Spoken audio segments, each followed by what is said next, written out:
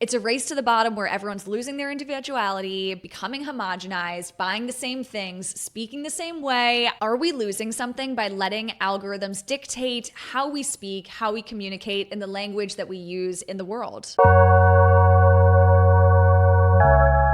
Social media addiction and the consumption of algorithmically driven platforms is creating a loss of individuality in our generation. But one area that is not discussed enough that I think is seeing a major impact is in our language and our linguistic patterns. I've personally noticed a shift in the way that people are speaking around me. I definitely used to be impacted by this more when I was addicted to social media. But now that I've been off social media for 3 years, I'm more observant of this pattern in other people. If you've ever been in a conversation where you're realizing you're speaking back and forth in these TikTok phrases or in trends, and if you've ever caught yourself thinking like, wait a second, that doesn't sound like me at all. That sounds like I'm regurgitating the same things I'm hearing over and over again while scrolling on these platforms, then I think you're seeing the impact of this as well. And I find this to be an eerily similar parallel to something that we see called out in George Orwell's classic dystopian novel, 1984. And that may sound a little bit dramatic, and it probably is, but I still think that there's something valuable to be learned here. So I want to unpack this today and think about how social media and these algorithms may be creating us and causing us to be linguistic clones of each other. And how is this TikTok speak, algo speak, similar to George Orwell's Newspeak and duckspeak? And don't worry if you don't remember this from high school English class, I'm going to break it down a little more. My name's Kate. I want to encourage you to live your life to the fullest and fund it properly. So on this channel, I make a lot of content around how to empower you to live your best life, but also think critically and have an awareness of our consumption patterns of social media and other technologies. So if you're not familiar, and to keep it super stripped down and bare bones, George Orwell's 1984 paints a dystopian society where the government controls every element of life, including the way that we think.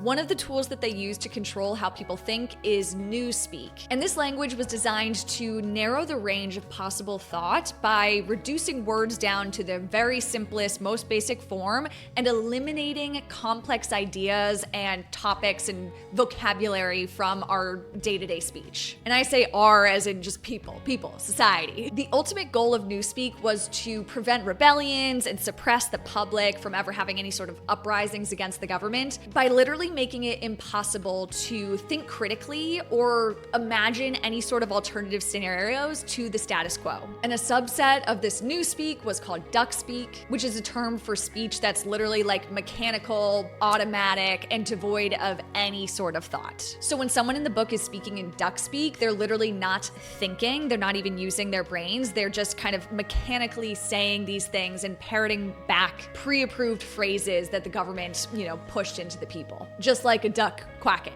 where the name comes from. Okay, so thank you for following along with my literary tangent there. I think it sets a good precedent here, and as you can probably tell, English was my best class in high school. So now to turn that lens on today and our current society, I think that I have started to notice this thing that I've been calling TikTok speak, but I've also seen it referred to as algo speak online. And you've probably noticed this yourself in day-to-day life, or if you do spend any time on social media, there is a language that's being built up here. It's these overly dramatic pauses or really exaggerated phrases and trends in language that are passing through very quickly, or catchphrases that are just being thrown out on the fly. It's giving, or no thoughts, heads empty. On one hand, it's obviously fun. It's a shorthand that people can use to connect with each other, especially if you're into pop culture or trends, that I think having this language that you can share is an easy way to connect with other people. But on the other hand, I'm starting to find it go a little too far and become more concerning. The more that we mimic these trends and just lean on these catchphrases to be our total language and the way that we do connect with other people,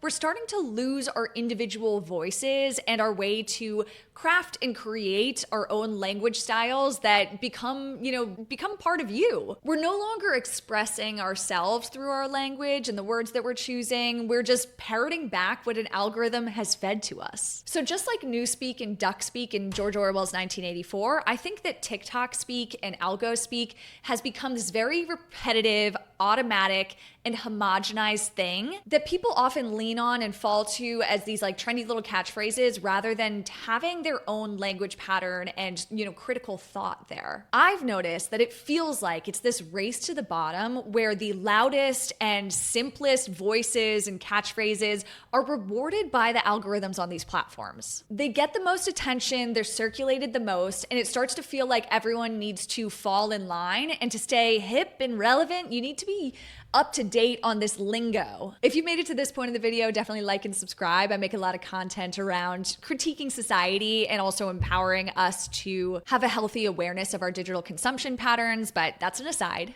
So why is this happening? It's not just about the trends, it's about the way that these social platforms and algorithms are designed. Algorithms prioritize content that's easy to understand, quick to consume, and highly shareable. To succeed on these platforms, creators will adapt their language to fit to that mold. Over time, this then spreads to the viewers and then more broadly to the way that we interact with each other in real life, which creates a feedback loop of linguistic conformity. And when everyone's starting to speak the same way, we're losing something essential, which is our individuality. Language isn't just about how we communicate, it's about how we think, it's about how we express ourselves and how we connect with the world more broadly. And if we limit ourselves to those same phrases and intonations, then we risk limiting ourselves and constraining the way that we think. And to tie it back to 1984, it sets us up for a position where the public is going to be very easy to control and persuade. And I made a whole nother video on this, but I think that social media addiction is also playing into hyperconsumption in this sort of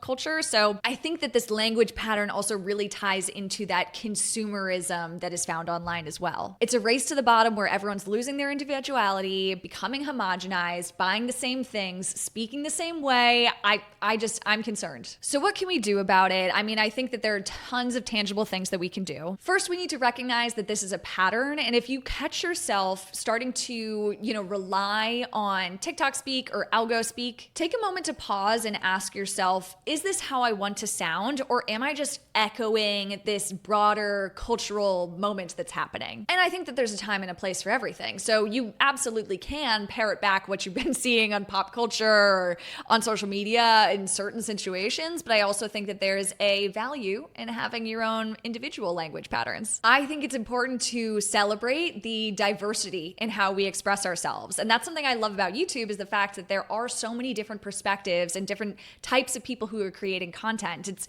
amazing to see that wealth of diversity. So don't be afraid to sound different, because the more that we reclaim our individuality, the less likely we are to just become this totally homogenized language of a culture. It's important to recognize and think critically about the way that we are consuming these platforms, and also the way that these platforms and algorithms incentivize certain content and certain language. At the end of the day, these platforms are built and designed to make things fun and trendy and give you these little dopamine hits, so you spend more time on them so they can go and monetize and make more money from it. So if you have that awareness about the system that's at play here, then I think that you can break free from it a little bit, or at least take a step back and have a better and healthier way to consume social media. In 1984, Newspeak and duckspeak were a tool for the government to stifle our individuality and eliminate critical thought from the public. So today, while TikTok speak and algo speak may not be as sinister, that's not the argument I'm making here, I think it is important that we take a pause and make sure that we're asking the questions. Are we losing something by letting algorithms dictate how we speak, how we communicate, and the language that we use in the world? The power to think and speak and express ourselves uniquely is one of the most beautiful human attributes, I believe. So let's not let that slip away. My name's Kate. Feel free to check out my other content. Thank you for watching, and leave a comment if you found this thought-provoking. I would love to start a conversation here. Thanks for tuning in. We'll talk again soon. Bye.